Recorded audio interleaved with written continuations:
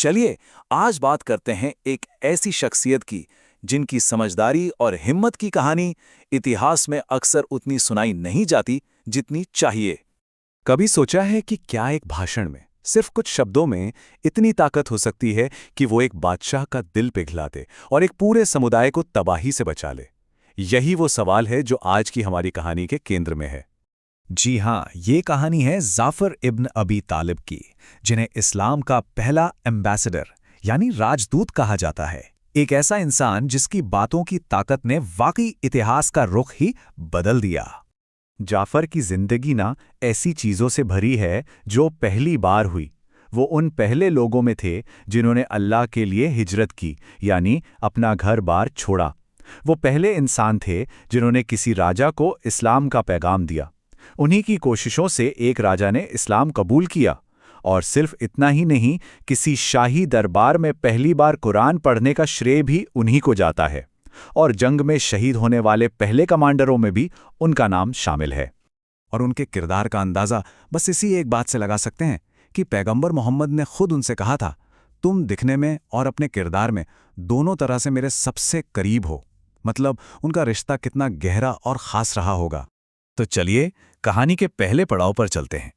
ये मिशन था एबेसिनिया का, मक्का में हो रहे जुल्म सितम से बचने के लिए एक पनाह की तलाश। उस वक्त मक्का में हालात बहुत खराब थे। शुरुआती मुसलमानों पर इतना जुल्म हो रहा था कि जीना मुश्किल हो गया था। तब उन्हें सलाह दी गई कि वो एक ऐसे दोस्त मुल्क में पनाह लें जहां का ईसाई बादशाह इंसाफ पसंद है। और सबसे हैरानी की बात जानते हैं क्या है? जब जाफर को इस नाजुक और मुश्किल मिशन का लीडर बनाया गया तो अब उनकी उम्र सिर्फ 20-22 साल के आसपास थी। ये दिखाता है कि पैगंबर को उन पर कितना यकीन था।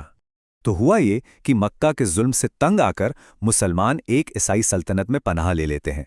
लेकिन कुरैश के लोग उनका पीछा करते हुए वहां भी पहुंच गए, बादशाह के लिए कीमती तोहफे लेकर। उनकी मांग साफ थी, इन लोगों को वापस हमारे हवाले करो। अब सारी बात बादशाह के हाथ में थी, जिसने दोनों पक्षों को अपनी बात रखने के लिए दरबार में बुलाया। अब सबकी सांसें अटकी हुई थीं। एक पूरे समुदाय की किस्मत दांव पर लगी थी। सवाल ये था कि एक ईसाई बादशाह एक नए मजहब को मानने वालों के बारे में आखिर क्या फैसला लेगा। और बस यहीं से कहानी का सबसे अहम मोड़ आता है, जाफर का वो तारीखी भाषण जिसने सचमुच सब कुछ बदल कर रख दिया। जाफर ने अपने बात की शुरुआत की एक तुलना से। उन्होंने बताया कि इस्लाम से पहले का समाज कैसा था, अज्ञानता और अंधेरे में डूबा हुआ, जहां लोग बुतों को पूजते थे, रिश्ते नाते तोड़ देते थे और ताकतवर कमजोर को खाता था।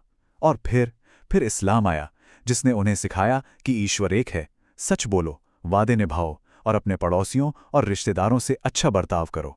जाफर ने बादशाह से कहा, ए बादशाह, हम एक जाहिल कौम थे। हम इसी हालत में थे जब तक कि अल्लाह ने हमारे बीच से ही एक पैगंबर को नहीं भेजा, जिनके खानदान सच्चाई, अमानतदारी और ईमानदारी को हम सब अच्छे से जानते हैं। उन्होंने आगे कहा, उन्होंने हमें सच बोलने का हुक्म दिया, अपने वादे पूरे करने का, रिश्तेदारों से रहमदिली से पेश आने का और हर तरह के बुरे कामों से रुक जाने का हुक्म दिया। कितना सीधा, सरल और यूनिवर्सल मैसेज था ये। जाफर की बातों का बादशाह पर बहुत गहरा असर हुआ। वो इतना मुतासिर हुआ कि उसने कहा, मुझे वो कलाम सुनाओ जो तुम्हारे पैगंबर पर उतरा है। और यहां जाफर ने क्या खूब समझदारी दिखाई। उन्होंने कुरान से सूरे मरियम की वो आयतें पढ़ीं जिनमें मरियम और उनके बेटे ईसा के चमत्कारी जन्म का जिक्र था। एक ऐसा वाकया जो बादशाह और उसके दरबारियों के दिल के बहुत करीब था। ये आयतें सुनकर बादशाह इतना रोया कि उसकी दाढ़ी आंसुओं से भीग गई। और फिर उसने वो तारीखी फैसला सुनाया, खुदा की कसम, ये कलाम और जो कुछ ईसा लेकर आए थे, दोनों एक ही चिराग की रोशनी हैं। मैं इन लोगों को कभी तुम्हारे हवाले नहीं करूंगा और इनके साथ कोई दगा नहीं होगा। जाफर की सच्चाई और समझदारी जीत चुकी थी। तो एबेसिनिया में कई साल गुजारने के बाद वक्त आया वापसी का, और यहीं से शुरू हुआ उनकी जिंदगी का आखिरी चैप्टर। एक खुशी भरी वापसी और एक तेज जुदाई। 10 साल से भी ज्यादा वक्त के बाद जब जाफर वापस लौटे तो पैगंबर मोहम्मद इतने खुश हुए, इतने ज्यादा खुश कि उन्होंने कहा, मैं नहीं जानता कि मुझे आज ज्यादा खुशी किस बात की है, खैबर की जीत की या जाफर के वापस आने की। लेकिन यह खुशी ज्यादा देर तक नहीं रह सकी। इस मुलाकात के कुछ ही वक्त बाद जाफर को उनकी जिंदगी की पहली और आखिरी जंग के लिए पुकारा गया। और अब हम पहुंचते हैं जाफर की जिंदगी के आखिरी और सबसे बहादुरी से भरे अध्याय पर, मुता की जंग में उनकी शहादत।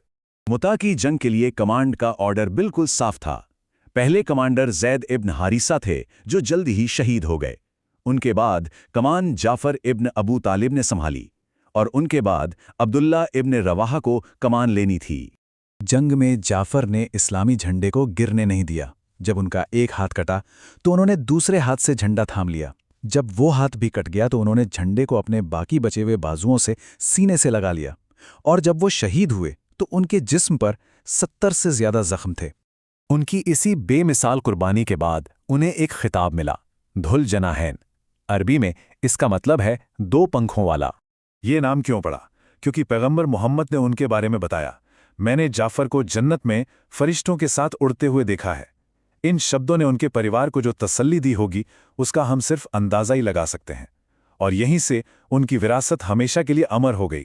तो आखिर में बात करते हैं उनकी उस विरासत की जो जंग के मैदान से कहीं आगे तक जाती है, उनकी रहम दिली की विरासत। अपनी बातों की ताकत और बहादुरी के अलावा जाफर एक और नाम से जाने जाते थे, अबू मसाकीन, यानी गरीबों और मिस्कीनों का बाप।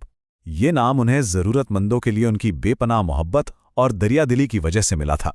तो जाफर की ये पूरी कहानी हमें एक ज़रूरी सवाल पर लाके छोड़ देती है। आज के इस दौर में अपने यकीन और अपने सिद्धांतों का एक बेहतरीन और रहमदिल दूत होने का असल मतलब क्या है?